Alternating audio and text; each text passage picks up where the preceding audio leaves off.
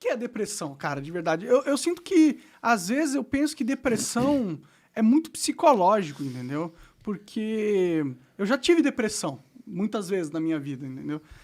Posso até dizer que talvez o meu estado normal é meio depressivo, sabe? Mas eu não sou triste, tá ligado? Eu só não sou muito animado. Eu não tenho muito assim, tipo, as coisas não me dão mais tanto ânimo quanto dava antigamente. Isso é depressão? Cara, a depressão é um diagnóstico psiquiátrico que está na classe dos transtornos de humor. Então, existe uma modificação no seu humor, tá? Vamos diferenciar duas coisas importantes aqui. Existe uma coisa chamada de variação emocional e existe uma coisa chamada de variação de humor. A variação emocional, para ser didático para a galera, é como o tempo. Então, hoje está chovendo, amanhã pode estar sol, depois da manhã pode estar frio, depois calor. Então, varia muito dentro de uma semana o tempo. O humor, que é pelo jeito que você está relatando, é como se fosse o clima.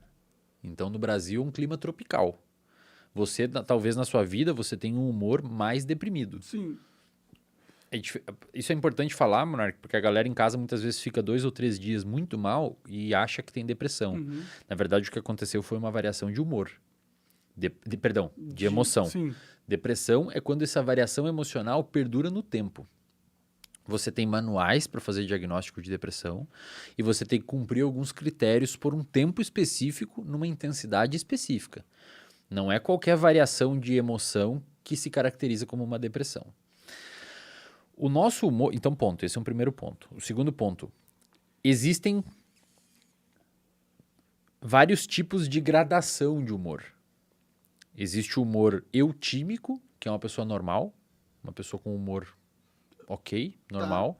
Existe o humor hipertímico, que é uma pessoa pra cima, então uma pessoa muito agitada, É o extrovertido, não? e o cara muito pra fora, quer sempre fazer, sempre tá com muita gente. E existe o humor distímico, que ela é uma pessoa naturalmente um pouquinho mais deprimida, não chega a ser uma depressão profunda, embora eventualmente pode descer para uma depressão profunda, mas não chega a ser uma pessoa com humor eutímico, normal, assim, é uma pessoa que está um pouquinho abaixo. Um pouquinho mais triste, os dias são um pouquinho mais cinzas, não é uma coisa tão animadora e a vida ela é um pouquinho menos... Mágica? É uma parada meio assim, exatamente Pode isso. crer. E aí o que acontece? Essa pessoa que tem um humor distímico, um pouquinho mais para baixo, ela está muito mais perto de descer para uma depressão. Então, eventualmente um estresse, eventualmente uma mudança agressiva em alguma coisa na vida, pode fazer com que a pessoa desça para a depressão. A pessoa que está hipertímica, que é muito agitada, ela está muito mais perto de abrir um quadro que a gente chama de hipomania, que é um quadro característico de um transtorno de humor também chamado transtorno bipolar, que a pessoa fica muito para fora. Então, compra mais, fala mais, a autoestima sobe, que pode ser, inclusive, danoso para a pessoa. A pessoa fica muito impulsiva, né, cara? Sim, sim. Vai muito para uso de substância, eventualmente fica agressiva, irritada, etc. Interessante. E aí, o que a gente sabe hoje? Para modificações no humor, não na emocionalidade, no humor.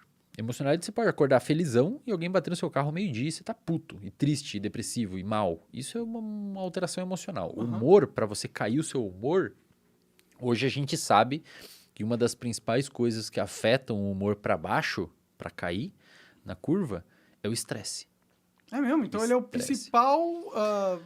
Hoje é um dos principais fatores de risco para a depressão, cara. Entendi. Muita gente não sabe disso, mas o estresse, principalmente o crônico, quando você fica muito tempo estressado e você não tem maneiras de manejar esse estresse com uma rede de apoio, isto é, pessoas que gostam de você e estão ali para te ajudar, com algum tipo de hábito saudável como exercício físico, sono em dia, etc. Se o estresse persiste, a tendência é que a pessoa deprima. Pode crer. Muito comum, cara. Você vê na clínica, muito normal, a pessoa chega na clínica de psicologia e ela tem um quadro de ansiedade / estresse, problema no trabalho, um monte de pica para resolver, não sei o quê. E aí a pessoa começa com o tempo a gerar uma coisa que a gente chama, e você mencionou antes, que talvez é isso que pode ter acontecido com você com o tempo, a gente chama de anedonia. O que significa anedonia? A pessoa não tem humor deprimido, ela não é aquela depressiva, mas ela perde a capacidade de gostar das coisas que gostava antes. Ela não curte mais jogar. até joga. Os amigos chamam pra ir numa pizzaria ou pra jogar um futebol e tal. Ela não vai. Cara, se insistirem muito, ela vai, mas não gosta. Não é um negócio que ela, vou lá fazer, tô louco pra que chegue nisso. É uma pessoa que fica anedônica. Ela perde a sensibilidade de sentir prazer com as coisas que normalmente sentia. As coisas mundanas. Com as paradas que ela sentia normalmente. Caralho, eu me tornei essa pessoa, cara. Tô chateado. Mas aí eu tenho que te falar uma parada. Ah, Você usa substância, uso. né? Já não é novidade. Várias. Então assim, não é novidade, né? Sim. O que acontece? Isso é uma parada importante de mencionar. As substâncias, álcool, nicotina, cannabis e outros tipos de substâncias, elas atuam numa região do cérebro chamada de núcleo accumbente. Nome bonito, né? Pra botar um gato. Núcleo accumbente. E aí, Cumbente? Como que Núcleo tá minha accumbente, o nome do Cumbentinha? gatinho. Essa região do cérebro é uma região onde tem nela neurônios, que são células do cérebro, que vomitam dela. Esses neurônios saem de uma região chamada de área tegmentar ventral, não precisam saber esses nomes, e vão até esse núcleo accumbens, que fica mais ou menos entre essas duas orelhas, bem no meio do cérebro. Entendi. Bem lá na meiuca. Imagina o Perto cérebro. da glândula pineal. Mais ou menos perto, mais ou menos perto. E esses neurônios vomitam lá dopamina, noradrenalina e acetilcolina.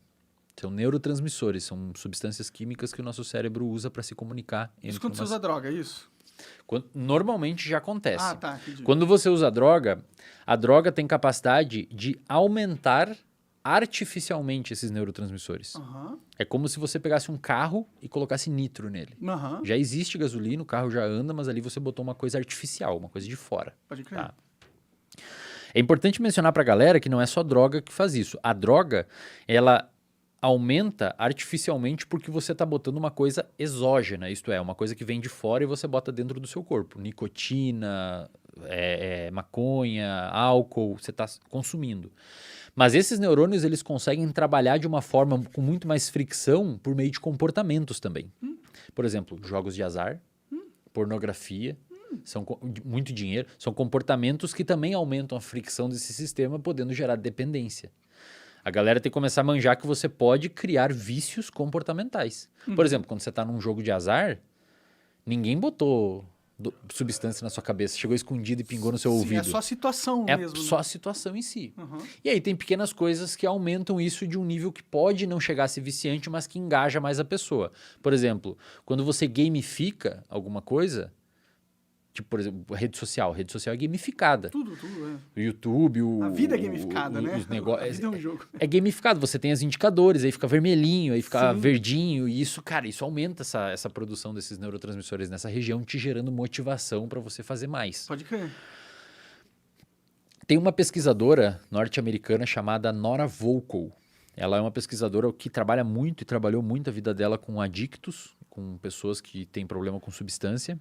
E essa pesquisadora estudou o cérebro dessa galera por meio de ressonância magnética funcional, exames de neuroimagem, e ela queria ver como que funcionavam esses circuitos em pessoas que usam substância. Primeiro ponto, para entender. No nosso cérebro, os nossos neurônios conversam por meio de sinapses. Talvez você já tenha ouvido falar esse termo. Sim. A sinapse ocorre de que choques forma? elétricos. Exato. Só que esse choque elétrico, ele é mediado por sinais químicos. Aham. Então você tem os neurotransmissores, que são químicos, e eles se traduzem em um choque elétrico. Porque tem uma movimentação de íons e esses íons têm cargas. É muito louco. O nosso cérebro, se eu botar um aparelho para medir eletricidade, eu vejo milivolts no seu cérebro. Igual na tomada, só que na tomada é volts. Entendi. Só que é muito menos. Pode crer. Porque tem íons lá e tal. Olha como que funciona uma sinapse básica. Você tem um neurônio pré-sináptico, você tem um neurônio pós-sináptico. Esse neurônio pré, ele vomita neurotransmissores e esses neurotransmissores se ligam em receptores aqui. E aí, uma vez que se ligam nesses receptores, eles abrem os receptores e entra íons. E aí, a transmissão é levada para frente. Quando você usa uma substância, a substância, ela bloqueia a recaptação desse neurotransmissor para dentro desse neurônio. Então, o neurotransmissor faz o que ele tem que fazer e ele volta por uma portinha aqui para dentro para ser liberado de novo depois. Só que a substância bloqueia essa portinha. Aí o neurotransmissor fica mais tempo aqui. E se ele fica mais tempo aqui, ele fica mais tempo agindo. que a Nora Volkow mostrou, cara? A Nora Volkow mostrou que quando você pega uma pessoa que tem uso de substância de forma agressiva... Eu não tô falando isso porque eu tô aqui com você, tá? Eu tô Não, falando tudo bem, porque é uma eu tô parada... interessantíssimo, só pra porque você é ter algo noção. que faz parte da minha E vida. às vezes eu a quero entender galera também é que importante. merda eu me meti de Você usar tem um tanta público droga. muito adolescente e Não, tal? não. É uma galera... A minha faixa etária de mais audiência é dos... acho que é 24 a 35 anos. Legal, maneiro. Mais ou menos a minha idade, tenho 28. Ah. Então, assim, o que a Nora Volkow mostrou? É um estudo publicado numa revista chamada PNAS, uma das melhores dos Estados Unidos. Ela mostrou que quando você deixa muito neurotransmissor aqui, muito tempo aqui devido ao uso de substância ou algum comportamento, esses receptores que ficavam aqui, eles começam a ser internalizados. Eles criam um processo de resistência. Então, o que acontece? Se antes tinha 1, 2, 3, 4 receptor no neurônio pós-sináptico, número arbitrário, né? 4 receptor aqui, 2 entram para dentro, porque você está bombardeando muito ali com substância, que eles... Falei assim, isso aqui não tá natural. Tá demais, eu vou descer. Senão o cara vai ficar doidão o dia inteiro. E aí o que acontece? Sobram 2. Só que quando sobram 2, para passar essa informação na mesma intensidade, essa informação, eu digo, pode ser o barato, pode ser o hype, pode ser o sentimento de bem-estar. o sentimento de bem-estar, você vai precisar do quê? De uma dose maior. Uhum. Então o seu cérebro vai falar, cara, manda mais porque tá pouco, porque você tem menos neurotransmissor. Sim, sim. Esse é um dos mecanismos neurobiológicos que explica a tolerância. Faz por isso que sentido. você tem que cada vez Faz mais, sentido, mais. caralho. E tem um outro ponto, cara. Você me fala aí, meu, eu começo a entrar nesse assunto e eu fico animado aqui, eu não paro de Manda falar. ver, eu tô gostando pra caralho. A Nora Volkow mostrou que quando esses receptores são internalizados, essa região do cérebro chamada núcleo accumbens, ela reduz a capacidade metabólica de uma região do cérebro chamada de córtex pré-frontal, que fica atrás da sua testa. O que o córtex pré-frontal faz? Ele basicamente controla a sua impulsividade. Então ele faz você olhar a substância e fala não vou usar, e volta a fazer as suas coisas. Olha que sacanagem. A droga reduz os receptores, fazendo você querer mais ela E reduz a e sua reduz a sua resistência. freio e tira o seu freio. Caralho. Então você quer mais e você não consegue parar. Pode Esse ser. é, para quem nunca sabia como que uma tolerância é formada no cérebro, é exatamente assim. Faz sentido. E aí o que acontece, cara? Qual que é o problema, Monark? Olha que louco. Quando você reduz esses receptores, quando eles são internalizados, começa a sobrar menos, na ausência do uso da droga, você tem menos potência de gerar bem-estar.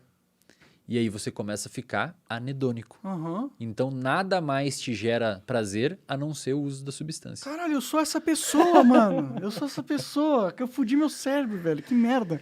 E não volta nunca, não? Aí que tá. A gente não sabe, mas tem estudos em macacos, primatas não humanos, que o macaco ficou... É da mesma autora, da Nora Volkow. O macaco ficou 276 dias, se eu não me engano, em abstinência, sem uso da substância, e não voltou. Não Os voltou? receptores, mas daí era cocaína. Tá. Era coca. Entendi. E o macaco, se você dá a opção para o macaco se auto-administrar cocaína, ele se auto-administra. Ele gosta? Mas olha que louco. Faz sentido. Se ele for o macaco alfa, ele não se administra tanto. Sério? Porque ele já tem prazer em outras coisas. Ele é o primeiro que come, ele dorme melhor, ele escolhe faz as fêmeas. sentido. Então isso abre um leque para a gente pensar que quando você tem enriquecimentos no ambiente, então você tem uma boa rede de apoio, você tem bons amigos, tem um bom trabalho, você tem, sei lá, velho, você tem coisas que você gosta, você tem parques, você vai à academia, você tem um enriquecimento que a gente chama de ambiental. Tem uma boa vida, né? O ambiente é rico em estímulos, Sim. a tendência é que a droga não seja tão interessante. Pode crer. Os macacos a gente vê isso. O macaco que você pega um macaco num zoológico ou num ambiente natural, os macacos, os primatas não humanos em geral, formam uma hierarquia muito perfeita. Tem o alfa, tem o 2, tem o 3, tem o 4, tem o 5, até o 30. Pode Vai crer, indo. sim. E, cara, o Não, mas os 27, humanos, a gente o faz 27 manda no 28 e nos outros, mas não no 26. Claro que eles trocam. Às vezes o 27 surra o 16 e vira o 15. E assim vai indo, tá ligado? Quando você dá pra essa galera, ó, vocês têm opção. E aí, óbvio, o macaco alfa é o primeiro a comer, Ele escolhe as fêmeas, ele come, bota um monte de comida, ele come, o resto come o que sobrar. E ele que é o líder e escolhe onde vai dormir, não dorme na chuva e tal. Quando você oferece a opção deles se auto-administrarem cocaína, o macaco alfa é o que menos tem interesse. Porque ele meio que já tem, né, cara? Faz sentido. E olha que louco. Agora a parte que é mais interessante. Quando você olha o cérebro desse macaco alfa, ele tem mais desses receptores. Ou seja, para ele... É mais fácil ficar no bem-estar também. Exato. Caralho, que então merda. qualquer coisa é bom para ele. Ele não precisa da droga. Porra, eu nasci um beta então, velho.